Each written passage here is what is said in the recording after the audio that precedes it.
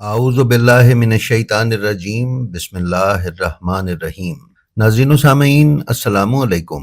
امید ہے آپ خیریت سے ہوں گے اور ہمارے ویڈیوز سے مستفید ہو رہے ہوں گے۔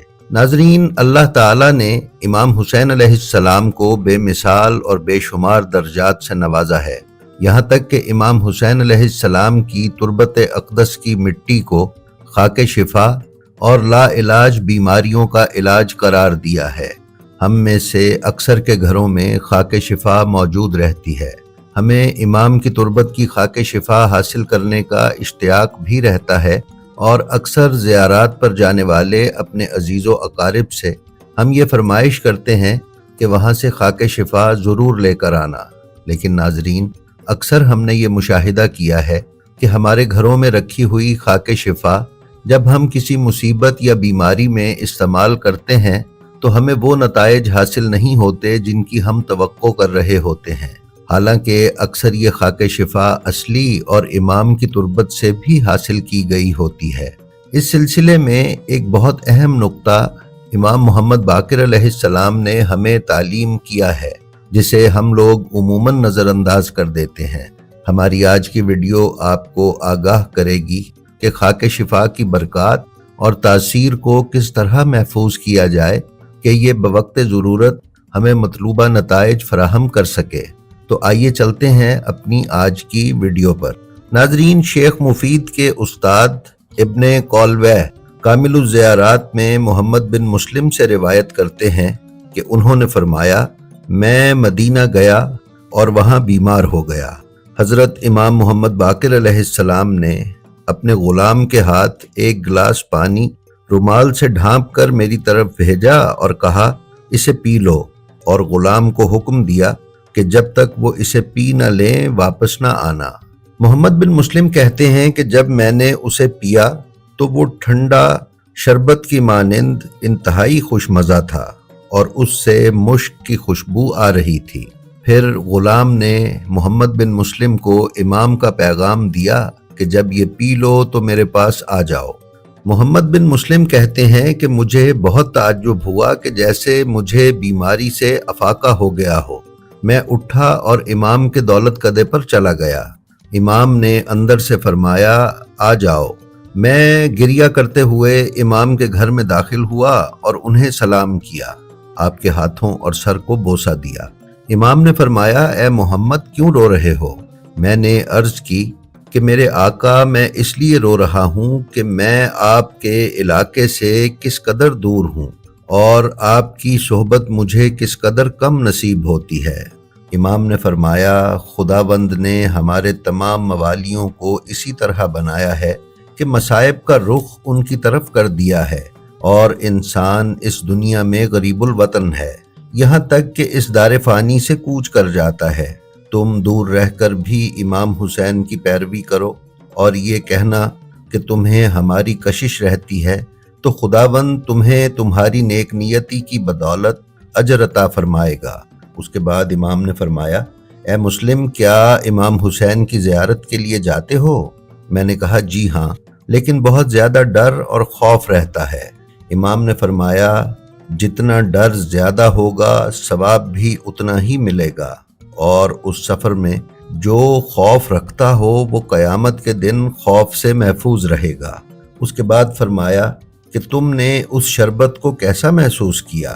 میں نے کہا، آقا، میں گواہی دیتا ہوں کہ آپ اہل بیت ہمارے لیے رحمت ہیں اور آپ اوصیاء میں سے ایک وصی ہیں۔ جس وقت غلام شربت لے کر آیا تھا اس وقت میری یہ حالت تھی کہ میں اپنے قدموں پر کھڑا ہونے کی طاقت بھی نہیں رکھتا تھا اور میں اپنے آپ سے نا امید ہو چکا تھا۔ جو ہی میں نے اس شربت کو پیا، اس سے زیادہ خوشبودار، میٹھا اور ٹھنڈا کسی شے کو بھی نہ پایا۔ پھر غلام نے مجھے کہا کہ میرے مولا کا فرمان ہے کہ تم میرے پاس آ جاؤ۔ تو میں نے دل میں خیال کیا کہ میں اسی حال میں جاؤں گا چاہے میری جان ہی کیوں نہ چلی جائے۔ لیکن جب میں اٹھا اور میں نے چلنا شروع کیا تو مجھے معلوم ہوا کہ میں ہر طرح کی بیماری سے آزاد ہو چکا تھا۔ بس حمد ہے اس خدا کی جس نے آپ کو ہم شیعوں کے لیے رحمت قرار دیا ہے۔ امام علیہ السلام نے فرمایا، اے محمد، جس شربت کو تو نے پیا ہے उसमें कब्र हुसैन की खाक थी और यही बेहतरीन दवा है कि जिसके ज़रिए से मैं शिफा को तलब करता हूँ। किसी शय को इसके बराबर न समझो, क्योंकि हम अपने बच्चों और अपने पर्दादारों को यही खिलाते हैं और इसी से खैर कसीर पाते हैं। मोहम्मद बिन मुस्लिम कहते हैं कि मैंने अर्ज़ किया, मेरे आका, मैं आप पर कुर्बान जाऊं, मैं इसे साथ ले जाता हूं और इससे शिफा तलब किया करूंगा। इमाम ने फरमाया, ए मुस्लिम, लोग इसे ले जाते हैं और जब हरम से बाहर जाते हैं तो चूंकि इसे किसी चीज़ में बांधा हुआ नहीं होता, लिहाजा जो जिन और जानवर किसी दर्द में मुब्तला होते हैं वो इसकी खुशबू को सूंघते हैं, जिससे इसकी बरकत और तासीर ख़त्म हो जाती है और इसकी बरकत दूसरे ले जाते हैं, तब इससे इलाज नहीं हो सकता। इसे हासिल करने के फ़ौरन बाद अगर महफूज कर लिया जाए तो जो शख्स उसे खाएगा या जो शख्स उसे अपने जिस्म पर मलेगा शिफा पाएगा। ये तो हजरे अस्वद की मानिंद है जो पहले पहल सफ़ेद था, हर बीमारी और दर्द के लिए शिफा था। जब लोगों ने जो जाहिल और काफिर थे उसे जिस्मों पर मलना शुरू कर दिया तो वो रफ्ता रफ्ता स्याह होता चला गया और अपनी बरकत से भी हाथ धो बैठा, जिससे उसका असर कम हो गया। मोहम्मद बिन मुस्लिम कहते हैं कि मैंने अर्ज़ किया कि मेरे आका, मैं आप पर कुर्बान जाऊं, मैं इस पाक तुरबत को किस तरह लेकर जाऊं? आपने फरमाया, तू भी इसे दूसरों की तरह ले जाएगा, यानी खुल्लम खुल्ला और अपने बस्ते में रख कर, जिससे इसकी बरकत जाती रहेगी। मैंने अर्ज़ किया कि आपने बजा फरमाया। इसके बाद आपने फरमाया कि इससे कुछ मिकदार तुझे देता हूँ, तो भला इसे कैसे लेकर जाओगे? मैंने अर्ज़ किया कि अपने कपड़ों के दरमियान रख लूँगा। आपने फरमाया कि जो तूने पहले फैसला किया था उससे फिर गया है, लिहाजा तू जितनी मिकदार चाहता है आ और पी ले, और इसे अपने साथ ना लेकर जा, क्योंकि ये तेरे पास सालिम नहीं रहेगी।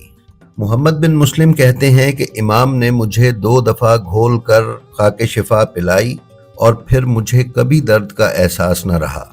नाजरीन, खाके शिफा हासिल करने के बाद उमूमी हुक्म ये है कि इसको फौरी तौर पर सरबमोहर कर लिया जाए, यानी इसे किसी ऐसी शीशी या बोतल में डाल लिया जाए जिसमें हवा का दाखला ना हो। कुछ मखसूस दुआएं हैं जो खाके शिफा हासिल करने के फ़ौरन बाद इस पर पढ़नी तालीम की गई हैं। ये दुआएं आप कामिलुज़ ज़ियारात इब्न कौलवै में मुलाहिज़ा फरमा सकते हैं। जी तो नाजरीन, ये थी हमारी आज की वीडियो। हमें उम्मीद है ये आपको पसंद आई होगी। इसके साथ ही साथ हम आपसे गुजारिश करते हैं कि आप अपना और अपने मुतअल्लिकीन का बेहद ख्याल रखें और खल्क़े खुदा में आसानियाँ तक़सीम करते रहें। खुदा आपका हामी व नासिर हो। अस्सलामु अलैकुम।